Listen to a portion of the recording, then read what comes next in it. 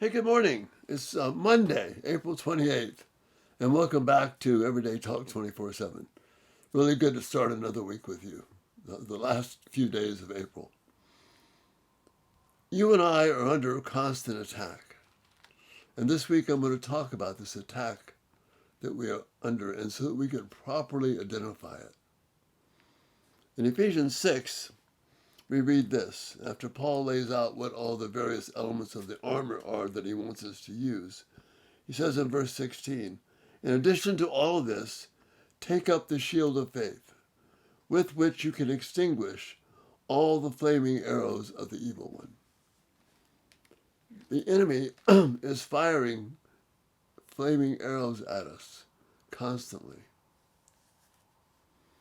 And as my pastor pointed out this morning in an excellent sermon on the first part of Daniel chapter 6, these attacks that we face, we think they're from our spouse or a sibling or a coworker or problems with the government. And we blame it on that level. But as Jay Kraut pointed out, my pastor, he said, there's always something underneath it. There's always a ploy beneath the ploy. And that's this evil one firing those arrows. You see, if we think it's just because of my annoying friend or spouse or sibling or situation, and we leave out the dimension of spiritual attack of the evil one, the flaming arrows that are being shot at us, we're going to get in trouble. And the enemy could not be happier. If we just blame the circumstance or the person in front of us and ignore the fact that there is real attack happening. Notice in John 17, Jesus gives us the way to stand off these attacks. How can we put these shield of faith into action? Listen to what he says here. In John, I'm going to read John 17, verses 16 and 17. I'm sorry, 15 through 17.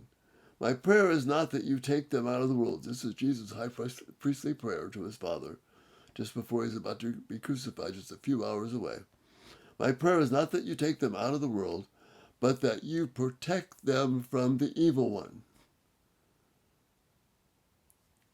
Jesus knows he wants us to remain here to bring honor to God, to be involved in bringing the good news to people and sharing God's honor everywhere. But if we're going to remain, we're going to be under attack. So he asks God to protect you and me. He says they, us, are not of the world, even as I am not of it. Verse 17. You probably heard this passage before, but let's get the context here. Sanctify them by the truth. Your word is truth. You see, it's the word of God that is going to protect you and me from those flaming arrows.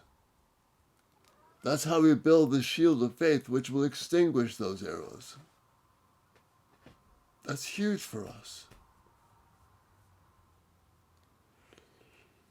Just don't think that this is about irritating people and irritating situations. You and I are under fierce attack. That arrow, it's a scary looking arrow. And it doesn't even begin to compare the power of Satan that he's shooting that arrow with at us, at you, and at me. But right now, we have the answer. Jesus gives the answer. Sanctify, change them, set them apart, protect them by the truth. And what is the truth? Your word is the truth. So we're going to take a look at that this week. Give it some thought. The Word of God, we're not just reading the Bible so we can check off our devotion box and let people know that, hey, I'm reading the Bible, or somehow this is going to be something magical. We're reading the Bible for serious protection because we are being attacked by vicious, flaming arrows. But because of Jesus' prayer, we can extinguish them by putting faith into action and using the Word of God to protect us, change us, sanctify us from the evil one's attack. So I'm looking forward to talking with you about this week. And again, love your thoughts and feedback. And Lord willing, we'll talk to you tomorrow on Tuesday. You have a great day. Bye-bye.